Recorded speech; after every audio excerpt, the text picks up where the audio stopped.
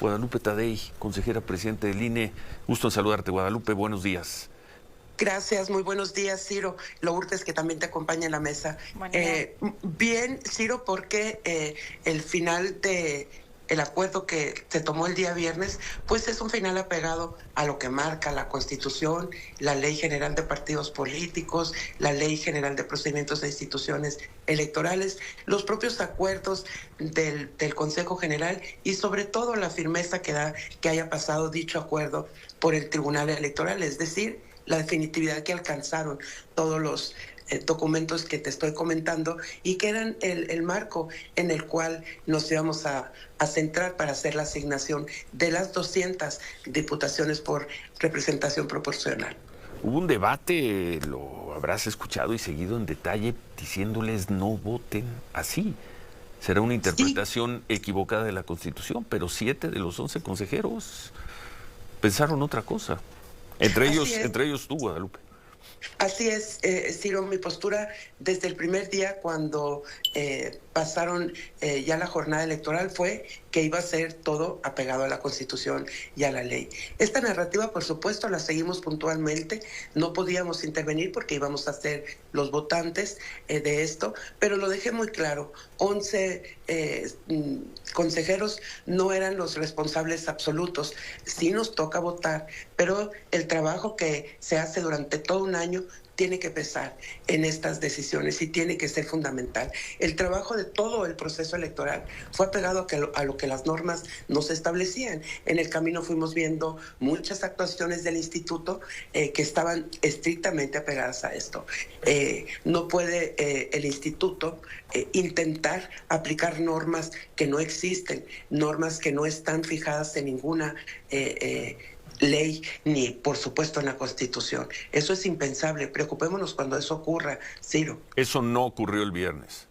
No ocurrió el viernes, por supuesto. Pese a no. que 4 consejeros piensen lo contrario o hayan votado en otro sentido. Sí, 4 consejeros en donde una consejera propone una forma diferente de aplicar lo que la Constitución establece. La consejera Zavala. Así es muy respetable. Sin embargo, lo dije el mismo viernes, pues es una propuesta que llegó finalmente horas antes de la sesión de Consejo General, que no se tuvo oportunidad de discutir, que se presentó justo para la sesión, que no se tuvo oportunidad de discutir ni siquiera con los partidos políticos integrantes del Consejo General. Eso por un lado. Y por el otro, pues bueno, efectivamente seguimos la narrativa pública, la conversación que se mantuvo durante algunos días, escuchamos todas las voces, recibimos a todos los grupos que así propusieron ser recibidos con todo el respeto, con toda la cordialidad, los escuchamos, intercambiamos puntos de opinión con ellos y este es el resultado. Finalmente sí se aplica la norma existente y eso es satisfactorio para todos los más de miles de funcionarios electorales que siempre hemos sabido cómo se aplica la norma. Bueno, queda una percepción entre algunas personas, algunos periodistas la expresa hoy de manera clara Pablo Iriarte en El Financiero. Te leo el párrafo de arranque. Dice: en la sesión del viernes quedó sellado que el INE le cedió su autoridad constitucional a la Secretaría de Gobernación. Como antaño, Gobernación dijo cuántos diputados le correspondían a cada partido político y el INE se limitó a dar formalidad jurídica a lo establecido por la dependencia del Ejecutivo Federal. ¿Quedará esa percepción entre algunos observadores críticos, Guadalupe?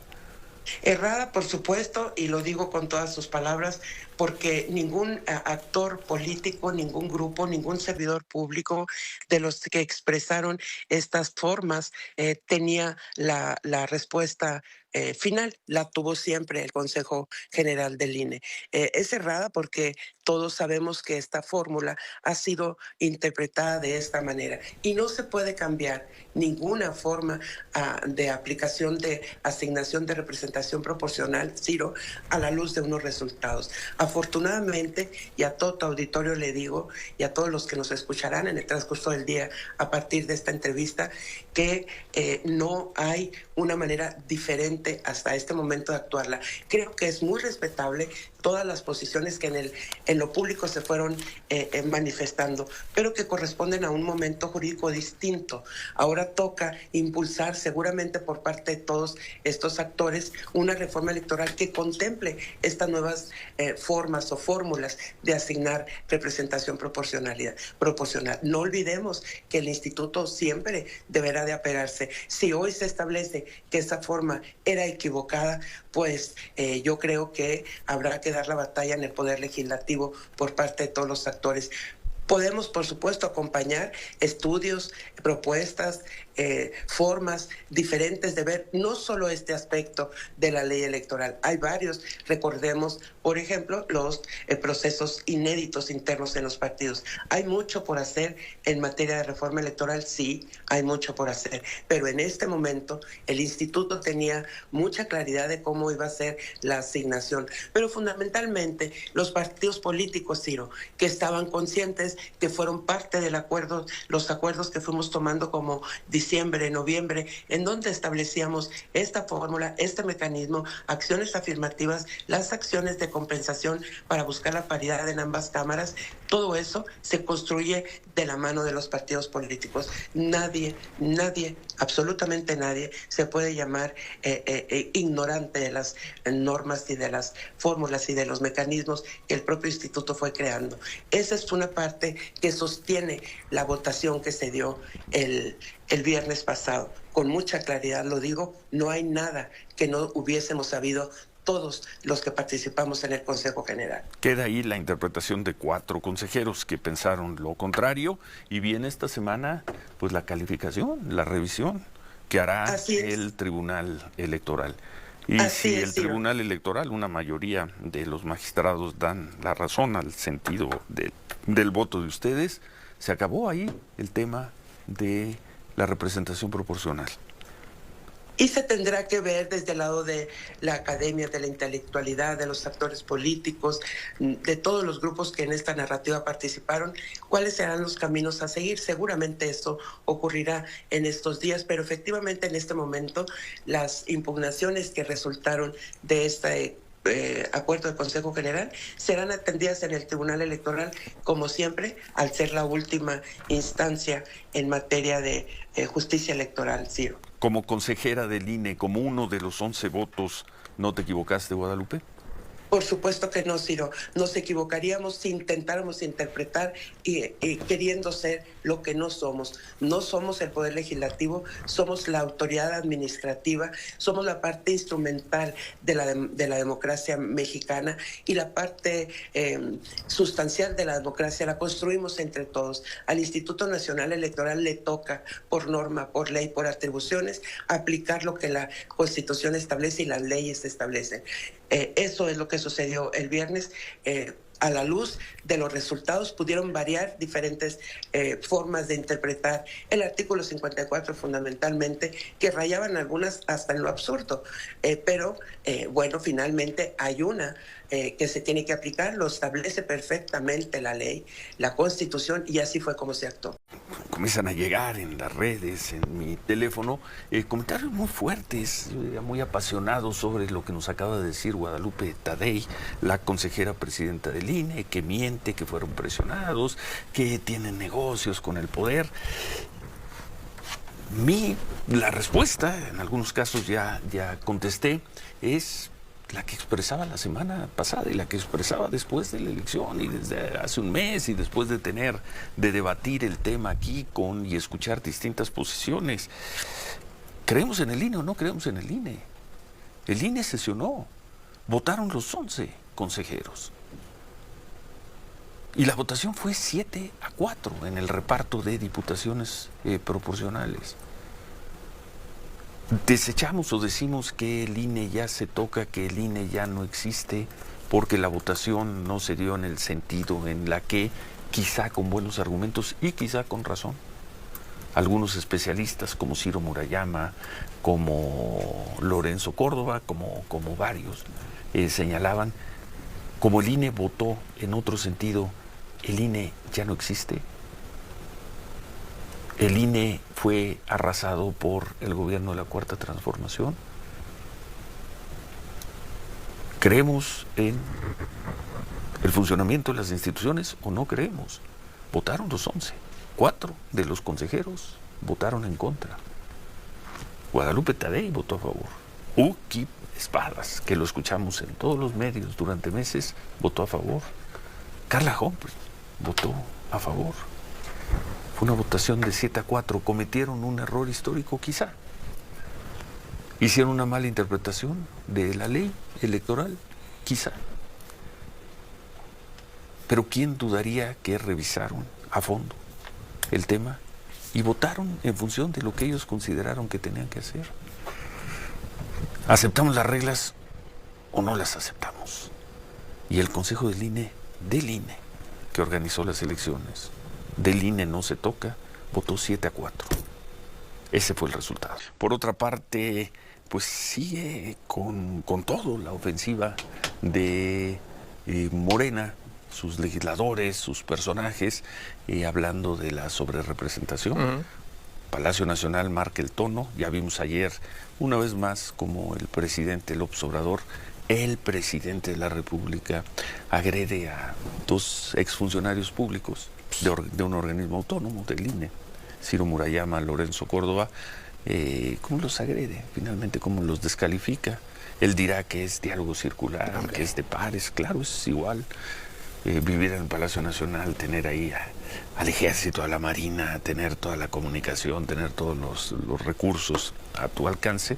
Y el otro, pues ayer lo escucharon aquí, las otras personas, la otra parte, Ciro Murayama, un académico de la UNAM, pero es igual, es un diálogo circular. Y el aplastamiento. Se ve que Palacio Nacional dio la orden de aplasten con el tema de la sobrerepresentación. En algunos lugares pueden aplastar, en otros no. Claro, ¿no? Sí. Pero sí, bueno, ¿y todo esto para qué? Pues para que, supongo, si hay algún consejero del INE que esté dudando, si hay algún magistrado del Tribunal Electoral que esté dudando, sepa que le van a caer encima, Ciro. Sepa lo que le espera en caso de que no lleve la votación de Morena y aliados del 54% en las urnas al 74% en las cámaras, en el Senado y en Cámara de Diputados. Bueno, y por supuesto ahí están personas, lo decíamos anoche en la televisión, personajes que en algún momento uno pensó que podrían ser los senadores, los legisladores, que le dieran cauce a un debate, a una discusión, a una cierta vida parlamentaria en el país, como Ricardo Monreal. Pues cuando lo trató de hacer Ricardo Monreal, lo congelaron.